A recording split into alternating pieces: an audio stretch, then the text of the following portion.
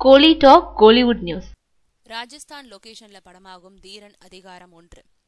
சிவா இயக்கத்துல கார்த்தி போலீஸ் வேஷத்துல நடிச்ச முதல் படம் சிறுத்தை. அந்த படத்துல 2 வேஷங்கள்ல நடிச்சிருந்தாரு. அந்த படத்துல அவரோட நடிப்பும் பேசும்படியா அமைஞ்சதோடு ஆக்ஷன் ஹீரோவாவும் உருவெடுத்தாரு.